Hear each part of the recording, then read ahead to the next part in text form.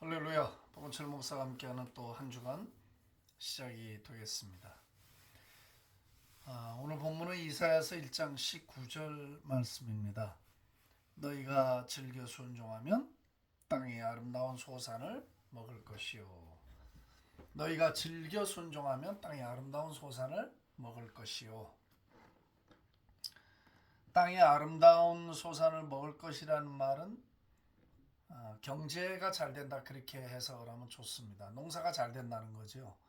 비옥한 땅이 돼서 씨를 뿌리면 열매가 잘 자라고 풍성한 소득을 거두니까 결국은 먹고 사는데 풍요롭고 현대말로 하자면 경제가 잘 이루어지고 번영하는 나라가 된다라는 그런 뜻일 겁니다.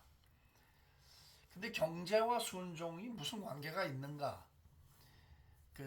영어 성경에는 너희가 즐겨 순종하면 if you are willing and obedient 이렇게 되어 있어요. 원함이 있어야 돼. 즐겨 순종한다면 땅의 아름다운 소산을 먹게 된다. 경제가 풍요로워지고 먹고 사는 문제가 풍성해진다. 그러니까 우리가 살아가는 세상의 모든 영역이 한 가정이 됐든 한 나라가 됐든 하나님의 율례와 하나님의 말씀에 즐거이 순종한다면 하나님은 그 나라의 경제를 책임져 주고 그 가정의 경제를 책임져 주는 약속의 말씀이에요. 자, 이것은 멀리서 찾지 말고 이제 우리 대한민국을 봐도 그렇잖아요. 미국을 봐도 그렇고 자본주의 논리가 정상적으로 작동해서 빈곤을 해결하는 나라들은 대부분 다 기독교권에 있습니다. 한국만 해도 뭐 준기독교 국가라고 봐야 되죠. 온전한 기독교 국가라고 보기는 어렵습니다. 그렇지만 교회가 걸어다닐 수 있는 모든 거리에 다 존재하는 나라, 계층별로 선교회가 존재하고 뭐 거리가 멀어서 교회가 먹거나 목회자가 부족해서 교회가 비어있는 일본처럼 그런 상황이 아니에요. 한국은 기독교가 들어온 초기서부터 자발적으로 교회 개척이 일어났고 전도가 일어났어요. 선교사들에 의해서 된 게 아니에요. 가장 시초는 소래교로부터 출발한 평신도들에 의해서 전도운동이 일어나고 교회 개척운동이 일어난 유일한 국가예요. 그래서 기도원이 세워지게 되고 사방천지에 기도원이 서고 도서지방 섬이라든지 산간지역에도 평신도들이 들어가서 교회를 개척하고 성도들을 모으는 작업을 해냈어요. 그 결과 대한민국은 세계 선교 2위 국가가 됐고 전 세계 10대 교회들을 가지고 있는 그런 나라가 됐어요. 교회가 뭐 믿는 이들, 장로님, 집사님들 이런 분들이 국회에도 청와대 안에도 군대 안에도 병원 안에도 학교 안에도 사회 각 요소 중요 계층마다 하나님의 사람들이 제자화 운동을 하고 있고 그 안에 자리매김들을 하고 있어요. 세계에서 유일하게 사회 모든 계층마다 신우회를 두고 있는 유일한 나라가 대한민국이에요. 뭐 기독교 국가는 아니지만은 준기독교 국가의 형태를 띠고 있는 참으로 존귀한 하나님의 은혜를 받은 국가예요. 그래서 즐겁게 순종했어요.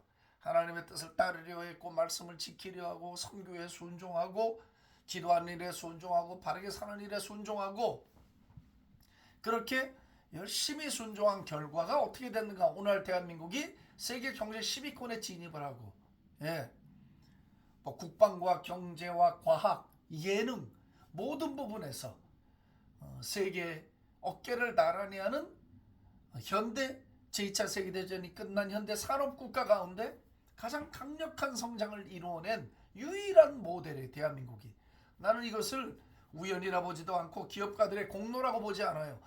하나님께 쓰임을 받은 것뿐이지 단지 기업가들의 힘으로 대한민국이 일어섰다? 아니에요. 하나님의 약속대로 됐어요. 너희가 즐겨 순종하면 땅의 아름다운 소산을 먹게 된다. 경제가 일어난다. 풍성해진다. 약속대로 됐잖아요. 이걸 누가 부인하겠어요? 윤 대통령은 이번에 워싱턴에 가서 의회 연설을 할 때 한강의 기적, Miracle of Han River, 한강의 기적을 이야기했어요.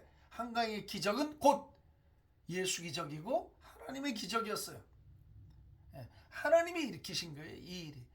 이건 정말 누구도 부정할 수 없는 엄연한 사실이에요. 오죽하면 중국 공산당이 이너서클에서 회의를 하면서 이제 변방에 붙어있는 오랑캐 같은 저 코딱지만한 나라가 어떻게 우리하고 견주고 우리보다 또 앞선 것이 있고 이게 말이 되냐. 도대체 한국이 잘 되는 이유가 뭐냐를 연구했다잖아요. 이건 실제 이야기예요. 알고 봤더니 그 답이 교회에 있다는 것을 찾았다는 거예요. 봐요. 공산당들도 대한민국의 구석구석마다 교회가 있기 때문에 교회 때문에 한국은 잘 됐다라고 판단을 내렸다면 이건 얼마나 엄청난 결과인지 몰라요. 자, 그런데 오늘 이사야서의 이 배경이 문제예요. 너희가 즐겨 순종하면 그런 말이잖아요. 근데 뭐를 즐겨 순종하라는 말인가? 문맥이 있어요. 그 앞에 15절에서 17절까지의 내용이에요. 너희가 손을 펼 때 내가 내 눈을 너희에게서 가리겠다. 너희가 많이 기도할지라도 내가 듣지 아니하겠다. 이는 너희의 손에 피가 가득함이라. 너희는 스스로 씻으며 스스로 깨끗하게 하여 내 목전에서 너희의 행실 악한 행실을 버리며 행악을 그치고 선행을 배우며 정의를 구하며 학대받는 자를 도와주며 고아를 위하여 신원하며 과부를 위하여 변호하라 하셨느니라. 무슨 말이에요? Social justice, 사회 정의. 너희가 손을 펼 때 혹은 기도해도 나는 듣지 않겠다. Why?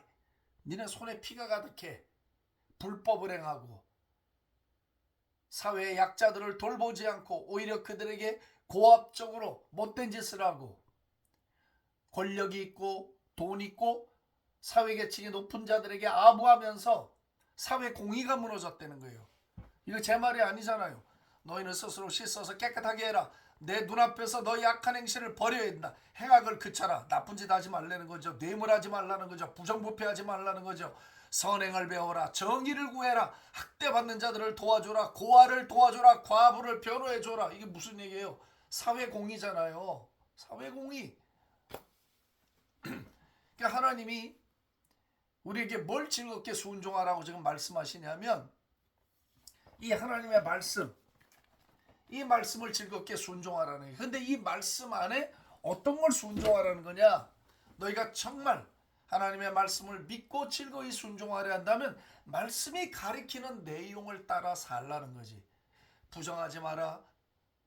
뇌물 받지 마라. 뇌물 주지 마라. 세금 띄어먹지 마라. 예를 들면 그런 거예요. 학대받는 자 도와줘라. 너에게 되돌려줄 것이 없는 힘든 자들 도와줘라. 외면하지 말고 고아를 돌봐라. 과부를 위하여 변호하라. 약한 자들이다. 아웃캐스트. 그 사회에서 천대받고 힘없어서 가난해서 어려워서 도움받지 못하고 권리를 누리지 못하고 피해를 입고 고통당하는 사람들을 도와줘라 이 말이에요. 사회 정의의 실현이에요. 여러분 교회는 사회 정의에 눈을 감고 입 다물고 있으면 안 돼요. 내가 구원받고 내가 축복받고 내가 잘되면 그만이지 사회와 교회가 상관이 없다? 아니요. 잘못된 가르침이에요. 이스라엘의 패망은 제가 몇 번 말씀드렸어요. 영적인 우상 숭배로 인하여 나라가 패망했어요. 하나님의 영광이 떠나버렸어요. 이건 동전의 한 면이. 또 다른 동전의 한 면은 이사야서가 계속해서 소선지서에서 계속 말하는 내용이 뭔가 하나님의 백성들, 하나님의 제사장들, 하나님이 세운 왕들이 타락해서 사회 정의를 무시하고 뇌물받고 판단을 바르게 하지 않고 사회의 약자들을 돌보지 않고 억울함을 돌보지 않고 불신자와 똑같은 부를 챙기고 이익을 챙기면서 자신의 배를 불려나가는 그런 사회의 정의를 무너뜨렸기 때문에 이스라엘이 패망했다고 너무나 명확하게 선언을 해주고 있어요. 오늘 이 말씀 어떻게 보십니까? 너희는 스스로 기도해도 안 듣는데 하나님이 니네 손에 피가 많은데 항상 기도만 하면 그게 얼마나 이율배반적이고 악한 행위냐 이거지. 그걸 먼저 회개해야 된다는 거야. 뭘 회개하냐? 응? 행실을 버려라. 악한 행실. 행악을 그쳐라. 선행을 배워라. 정의를 구해라. 나오잖아요. justice. 네? 학대받는 자 도와주고 고아를 위하여 과부를 위하여 변호하라. 사회 정의가 무너지면 그 나라는 반드시 패망합니다. 경제 위기가 옵니다. 나라의 이곳저곳에서 댐이 무너지듯이 허물어져 버리고 맙니다. 하나님의 법칙이에요. 하나님의 사람들이 이 부분에 민감해야 해요. 물론 교회가 사회 봉사단체는 아니에요. 이건 명확해요. 교회는 영혼을 구원하고 하나님의 나라를 교회를 통해서 세우고 예수의 몸된 교회를 통하여 이 땅에 하나님의 통치가 임하게 하는 하나님의 구원의 에이전트예요. 그러나 동시에 교회는 또한 하나님의 온전하심처럼 우리도 온전해서 그 의로운 빛, 선한 빛을 세상에 비춤으로 말미암아 저들로 하여금 교회를 보면서 우리를 보면서 하나님을 보게 하는 그 일을 감당하라고 했어요. 교회는 사회 정의에 대해서 핍박받고 압박받고 불의를 당하고 고난당하는 사람들을 위해서 교회는 분연히 도와야 하고 관심을 가져야 한다는 거죠. 교회가 사회 봉사단체는 아니지만 사회를 향하여 하나님의 뜻을 알리고 사랑을 주고 그들을 보호하고 하는 일들을 교회는 반드시 해야 된다라는 거예요. 그래서 교회는 정의로워야 돼. 교회가 정의롭지 못하고 교회가 공의롭지 못하면 교회는 세상의 공의를 바로잡을 수가 없어요. 세상의 정의를 바로잡을 수가 없습니다. 아무리 그럴듯한 논리를 내세워서 피를 통하며 얘기해도 교회 자체가 공의롭고 교회 자체가 정의롭지 못한다면 세상을 절대로 정의로운 세상으로 만들어 나갈 수가 없습니다. 자, 사회의 공의에 하나님의 말씀을 따라 순종하라는 거예요. 즐겁게 순종만 한다면 땅에서 일어나는 아름다운 소산을 먹게 된다. 경제 복을 받게 된다라는 거죠. 할렐루야. 이런 은혜가 오늘 우리 조국교회 위에 충만하기를 기도합니다. 하나님 아버지 감사합니다. 너희가 즐거이 순종한다면 땅에 아름다운 소산을 먹겠다. 경제를 책임져 주겠다. 풍요하게 하겠다. 약속해 주셨습니다. 주님, 고아를 돌보고 과부를 돌보고 압박받는 자를 도와주고 정의를 실현해 나가고 손에 묻힌 모든 악행과 더러운 것들을 회개하는 저희들 되게 하여 주시옵소서. 주님이 오늘도 이른 자들, 고통당하는 자들을 향하여 눈물을 흘리고 관심 갖고 계시며 돌보고 계시는데 하나님의 교회가 이 일에 눈을 뜨게 하여 주옵소서.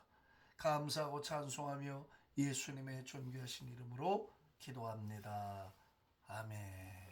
할렐루야.